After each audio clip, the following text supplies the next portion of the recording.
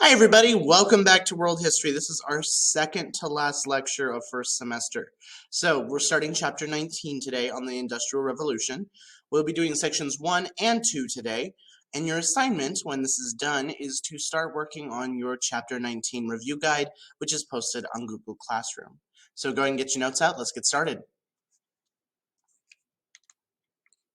So, one of the biggest things we need to talk about the Industrial Revolution is where it started and kind of an overall introduction.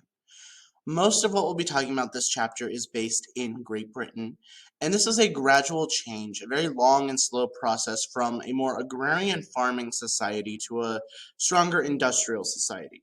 This is really where we start to see people transition from simple hand tools to more complex machines. Now, life is also going to begin to change just as much as industry is going to change and spread.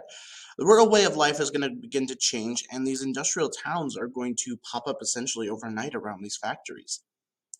And we'll really start to see a transition from you making your goods to yourself to buying goods that someone else made, which is really a huge thing when we're talking about changes being made at this point in history. In terms of new inventions, we have travel taking less time with the trains, telegraphs speeding up communication, anesthetics, which prevented pain during surgery, the sewing machine being invented here in the United States, along with other antiseptic methods that made things a little bit safer and cleaner if you were to be injured. So we also need to talk about some changes to agriculture. So I'm going to move my little bubble up here so I'm out of the way and you can see that information. Farming methods are going to improve. One of the biggest ones is being dikes or earthen walls to reclaim land from the sea. It's like this image down here. We also have people like Charles Townsend and Jethro Tull putting out their new ideas like crop rotation to restore exhausted soil, which is a practice we still use today. And Jethro Tull providing the seed drill, which deposits seeds in a nice row, and it's a less waste of those seeds, and it's more likely that those seeds are going to take root and grow. Well, and then there's the seed drill. So enclosure outputs increases output but causes migration. Enclosure is a process of taking over and consolidating land formerly shared by peasant farmers. The output is going to increase. There'll be more competition and stuff between these larger farms. And everybody that's being pushed out is going to end up moving to the cities because they need to go somewhere for work.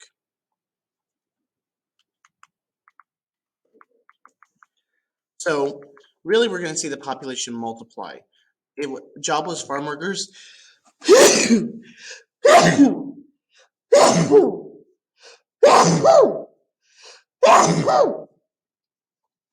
goodness, excuse me. These jobless farm workers are going to move to the cities for these new jobs. So the populations in these big cities are going to multiply. If you look at the city here, this was before the Industrial Revolution, and this was during.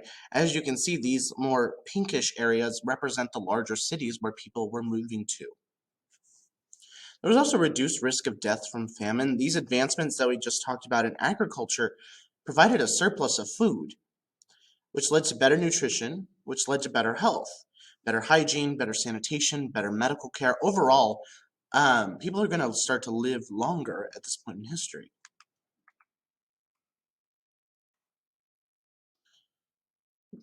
So new technologies become very important and become key.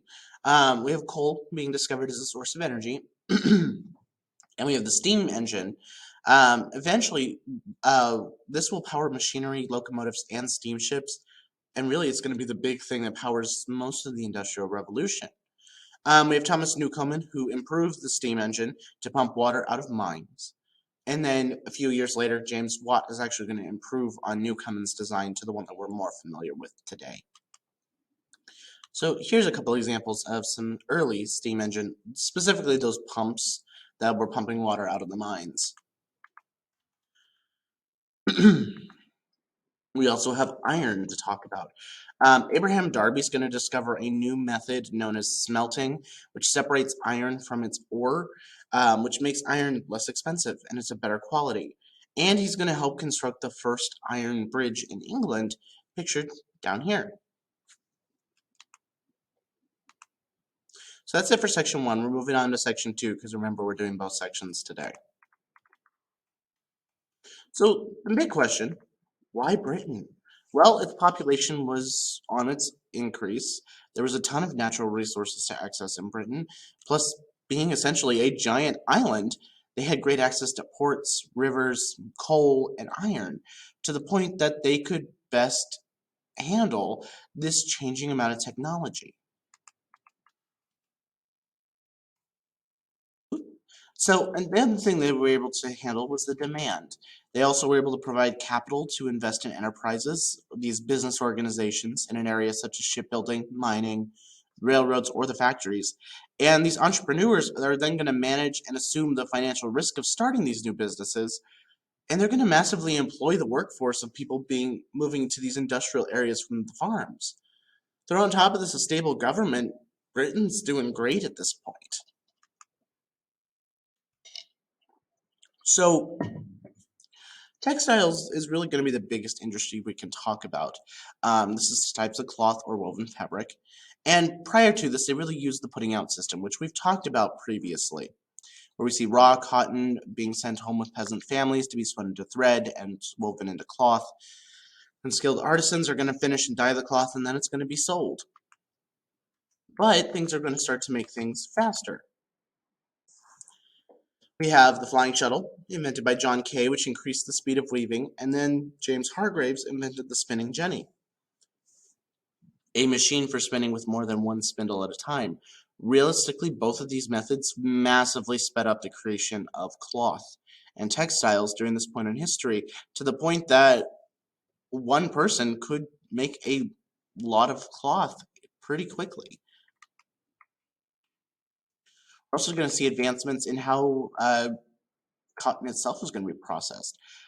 We have Richard Arkwright in the water frame, which was a spinning machine powered by water, very similar to the spinning jenny we just talked about, just powered by hydroelectricity. And then we have Eli Whitney, who you've probably talked about before, who invented the cotton gin, which separated seeds from raw cotton. That massively impacted the creation of this textiles because it now was a lot easier to process this raw cotton instead of having to go through and pluck out all the seeds yourself. Now, a lot of these new machines are too large for homes, and this ended the putting out system. Now, a lot of times we'll see the beginning constructions of sheds, and we'll see a lot of workers and machines starting to come together near water specifically, because water helps power those steam engines, which in turn helps power these machines. This is really the beginning of these larger scale factories that we think of when I say the Industrial Revolution. You start to think of these giant factories with the giant smokestacks on top, and this is really the era where those are starting to be constructed.